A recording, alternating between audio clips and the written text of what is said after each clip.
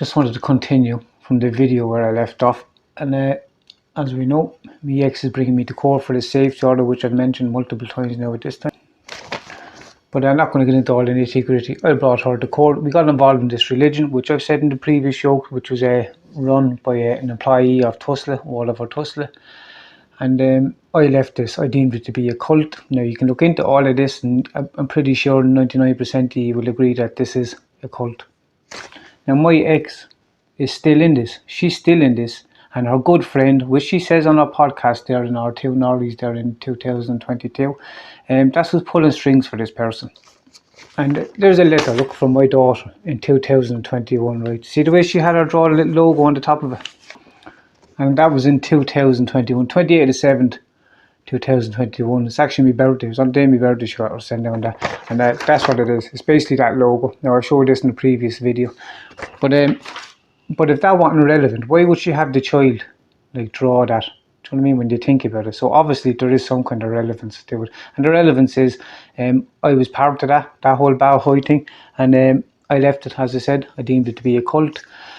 There's loads of kind of crazy stuff regarding this kind of stuff. I'd have to make a whole other video and explain the situations in this crowd. And as I said, you can ask around about this Bao Hoi crowd. You'll hear the people in it, but you won't find anyone that has left it, because they put a run on people who left it. They use the same tactics as Scientologists, which is drip feeding sexual innuendo into your community, and then they socially ostracize you, which is exactly what's been done here. But that psychologist, her friend, her good friend, she had previous dealings in the case that I was a witness in, and it all came to light when she turned up at my father's funeral, trying to fuck with my head basically. My ex brought her and her husband to my father's funeral. I left. I didn't speak to these people in 3 or 4 months. I detested these people, if I've been honest with you. And my ex decided not to bring the kids to my father's funeral and bring these people instead.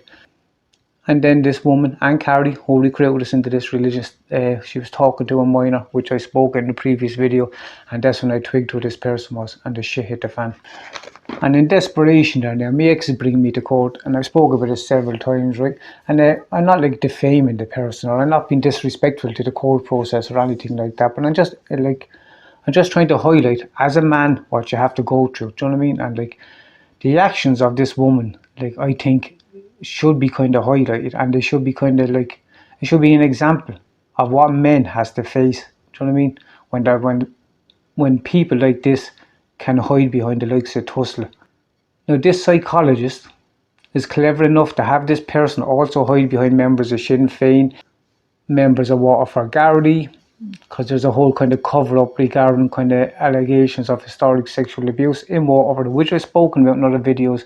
And all of this, believe it or not, it's all kind of relevant to each other, because there's certain few people at the heart of this are all interlinked with each situation. It's not me just jumping from one situation to another one, because I'm sure that's the way it probably comes across, do you know what I mean? But I'm finding it hard trying to explain all this, because there's a lot of other stuff, aside of making these videos, there's a lot of shit goes on, me breaks my car being fucking cut, and just lots of stuff. But as I said, my ex now is going to court for the safety order, right? Third safety order. Now, as I said, I don't ring her, I don't text her, I don't I have nothing to do with the person. The last time was the 11th of September, which is 2 days before my daughter's birthday, where she tried to start an argument, gave me a veiled threat then that the only person who was going to be hurt by all this was going to be my family. I think I uploaded the message anyway. But and because my family are going through hell now with this, right? But before that, the contact I had with her was she dropped the kids down before my wedding. She dropped the kids down from my wedding to get a measure for the bridesmaid dresses. And as soon as I bought the kind of dresses for the kids, she withdrew the kids out of the wedding, saying that the kids can only go if she's allowed to go to the wedding. Now this is a fact. There's messages to prove all this. But I went through court with this person. As I said, I started court proceedings in February 2015, and my case ended up being moved up to Dublin in 2016. I was awarded the kids. The judge got sick of our lies, if I'm being honest with you. He was adamant writing down what nobody noticed. He was writing down his own kind of few notes here and there. So there's only so much kind of influence and corruption from my own solicitor, do you know what I mean, which is what went on. And she's caught red-handed. I'm not going to get into all of that, go back to the previous videos. And yeah, it was eventually transferred up to Dublin. I was against all that. Even the judge was against all that. So he moved it into the Waterford Circuit Court, and he made specific notes that he told me that I wanted to go to Dublin based on everything that I had done in court. Like I had done supervised visits 3 times. Like I done a psychiatric evaluation. I gave clean urines. Like I can't explain the amount of stuff that I had to do in that court, but I did. I done all of them. And when I found out what my solicitor was doing, I caught her red-handed. Winking at me ex, caught her coming out of a consultation room with me ex. I gave her information because I thought she was kind of playing both sides, and sure enough she carried the information within minutes over to the other party. But there's loads of information regarding the solicitor, and when they went to look into the file, she deleted my file before anyone got a chance to have a look at it, and then lied about the time limit. She was supposed to keep the file for 5 years, and she said the 5 years was up. And I know this all sounds crazy, but someone hacked my emails and they destroyed all my emails, deleted them, so I couldn't prove the 5 years wasn't up.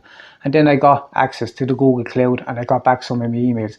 And my emails showed, and still do, because the emails are still available, it shows that this solicitor, for whatever reason, is lying about the 5 years being up, and that the only thing that is kind of factual is the fact that she destroyed that file, my file, and for whatever reason. So you can make your own minds up why she really had to destroy the file. But there was this kind of campaign of this sexual shame, is what they call it. This is what this Bow High crowd does, right? And the first person to do this was a girl named Amanda. I can't say her second name for legal reasons, right? But she done it. I rang the guards. This was spread all over Tramore, all this kind of, it was a list of pornography sites, right? And Scientologists used this technique, as I just said. So I rang the guards, and the guards kind of begrudgingly kind of came down. So they spoke to you, and you swore that she didn't know me and she didn't know me ex, and there was really nothing they could do about it. But 2 weeks after this, she comes into the family courts and sits next to me ex, and the two of them sit there smirking and laughing over like what they were after doing. So clearly she did know who she was. And then it was done again in 2017. I was in the house in Barry Street. Council gave me a house. I was only in the house I think 5 or 6 weeks. Yeah, so I went through, like, she wouldn't let me see the kids. My ex wouldn't let me see the kids. I was awarded the kids. The judge awarded me the kids. I had to go up to Dublin, stand in the train station. She wouldn't turn up. I had to wait for the next train. This is apparently what you have to do. So I'd wait for the next train a couple of hours, and she wouldn't turn up. And I had to do that 3 times before you go back to court. And cut a long story short, I done all that. And she wouldn't let me see the kids. Not forgotten a man. Because there was all this sexual kind of shite at them spread around by our hair clients all around Tramore. So she wasn't going to let me be seen with the kids. And then in 2017, then I was housed by Waterford City Council, and straight away she was like, do you want the kids for the weekend? Now I was missing the kids, and I'm not ashamed to say, like, I love the kids, and I still do, and I fucking miss them. So obviously I said yeah. So she dropped the kids down on a Friday. They went back I think on a Sunday, and by Tuesday the neighbours had spread all this kind of sexual kind of shit all over Waterford again. And these are the same people who canvassed for David Cullinane, I don't mind saying. So they like to throw their weight around, thinking because they're members of Sinn Féin that they're members of the IRA, and they're just local small time drug dealers, clowns, being honest with you. But before this happened, I was tattooing someone, and they said to me that my ex had met the neighbour next door. Now I found that a bit weird, and obviously I'm sure you find it weird, and I didn't really know what to do with the information. So I informed Waterford Gardaí, and I informed Joe Daniels in Waterford City Council, and he informed me that it was someone probably just trying to spook you. But sure enough, as soon as she dropped the kids down and sure as she went back, all this shit started again. And this happened again then, believe it or not, a third time in 2018/19. I'm not too sure the dates at the moment, but it was done by the neighbours of my mother-in-law. And this neighbour, her brother, set me and my ex up in rehab. But this woman done the same thing again, and from the outside, people don't know that this neighbour's brother was the person who set myself and my ex up in rehab. So that was the third time it was done. And it was spread around the Sinn Féin network, as always, small time drug dealers, or you've all the same groups of people spreading this around. And then you have that crowd up in Children's Greenbrick who tried to use this in an effort to try and clean up their kind of fallen reputation, let's just put it that way. And sure enough, as soon as I bought the dresses, then she withdrew the kids out of the wedding. And this is the kind of stuff that I deal with all the time with this woman. And now she's able to run into court looking for safety orders when I don't ring the person. Do you know what I mean? I don't text the person. I refuse to answer the phone when she rings. I refuse to answer her messages. Do you know what I mean? And what the only concern really is that I'm going to show this person to be a liar, because she knows there's a lot more documentation going to come out. Like, I refuse, like, to bow down to this fucking injustice. And that's basically it. They can use the system, because you have that, like, corrupt person in Tussle, and then you have them corrupt fucks up in fucking children's group link pulling strings all over the place. Do you know what I mean? David Conlan, actually, while I'm on this subject, like, you're supposed to be a health spokesperson for Sinn Féin. Why aren't you calling out the multiple fucking, like, breaches in protocol in children's group link? We're all aware of your friendship now with John Halligan. We all know that, like, but surely you should park that in the interest of the people of Ireland. Do you know what I mean? And the citizens of Waterford, you should do that. But as I said, there's me ex, like, having, like, drawn on me fucking daughter's letters, like, on me birthday. This is the kind of stuff she does, like, do you know what I mean? Like the safety, the last safety orders was lodged on me daughter's first birthday. I've married, like, and moved on. I've had a daughter, like, this is the kind of stuff she does. The one before that was served on me mother-in-law. I spoke about this in a previous video. Do you know what I mean? She goes into court in September, this September just gone, and she has it lodged in January. Do you know what I mean? So that's how much of a safety issue. She goes in September and I'm brought to court in January. So there's no real safety issue. And it just happens to be the date that I'm given is the day after my father's anniversary. So this is the kind of stuff that, like, this always happens. Do you know what I mean? This is the kind of stuff I'm dealing with, like, do you know what I mean? And then, like, my wife's father, he was a year kind of dead there, only a week ago or 2 weeks, not long ago. And then Mary Halligan comes into the church, plants her fucking arse on the fucking pew across from me. Do you know what I mean? And maybe that's a coincidence. See, there's a lot of coincidence. 11 months ago, at his month's mind, Henry Halligan came into the church. Now, we all know I've been very vocal about how this whole family needs to be fucking investigated. Do you know what I mean? But this is the kind of stuff that I'm dealing with. This is the message they tried to send me. If you try and challenge the system, this is what happens. Do you know what I mean? Like, I'm supposed to not speak about, like, the actions of my ex. Like, she appears on the podcast, The Two Norries in 2022, right? To speak about, like, her hairdressing program that she was doing. Now, that was my tattoo school program aimed at addicts. She basically stole it. All her hair clients spread all this sexual stuff about me and kind of ruined the tattoo kind of business that I was trying to start, if I'm being honest with you, right? And she was off becoming a truck driver. She was training for this. There was no talk of this kind of fucking hairdressing school that she was doing. She only started this, I think it was 18 months after I was at her, like, because I had to do courses to be able to train and tattooing and all this kind of stuff. But after that was ruined, she only kind of done this after that. But she's supposed to be on this Two Norries podcast to speak about this joke, and she uses and they just happen to bring up her username, which is her name and 888. And I spoke about this. My mother used to always say the 8s was kind of like following her, and it meant something to my mother. Like, I was born to 28, she lived in the house 28, she moved into 28. My father was born the 28th, they were married on the 28th. I got out of rehab on the 28th of the 8th, or the fucking 8th. So I used to say the 8th. I met my ex who lived in 88. Do you know what I mean? So they decide, like, to randomly bring up her username. What does the 8th mean? So obviously the Two Norries were very well aware, walking her through certain situations to give her a fucking platform to talk about this stuff. Do you know what I mean? Because why else would you decide to talk about someone's email or fucking, like, do you know what I mean? And not to mention that username and email would have been made after all of this. So yet again, my stuff precedes her stuff. Do you know what I mean? And speaking of this Two Norries, right? They had to send me an apology. They sent me an apology that nobody really ever got to see. Do you know what I mean? I got an apology over this woman's kind of lies, and basically, and, like, these are supposed to promote mental health while they're sitting on the podcast, the three of them, how good drugs was in the fucking 90s. Do you know what I mean? Like, you wouldn't want to be, like, thinking, like, I might go back taking drugs, or, you know what I mean? Like, I might stay clean. Imagine being on the wagon and you're kind of struggling and you tune into these three idiots and they're talking about how good drugs were. Do you know what I mean? But that'll show you the professionalism of that fucking podcast, the Two Norries, let's be honest about it, who are capitalising on people that have kind of stories to tell. Do you know what I mean? And then they conveniently, right, have Helen McEntee, do you know what I mean, our Minister of Justice, in the weeks after I'm trying to get Helen McEntee to kind of either refute me allegations, right, or investigate me allegations, and you can gather all the evidence that I'm offering. But you won't do either one. You won't refute them and you won't investigate it. So I'm stuck in this fucking grey area. You think it's a coincidence that Miss McEntee appeared on the Two Norries podcast after my ex?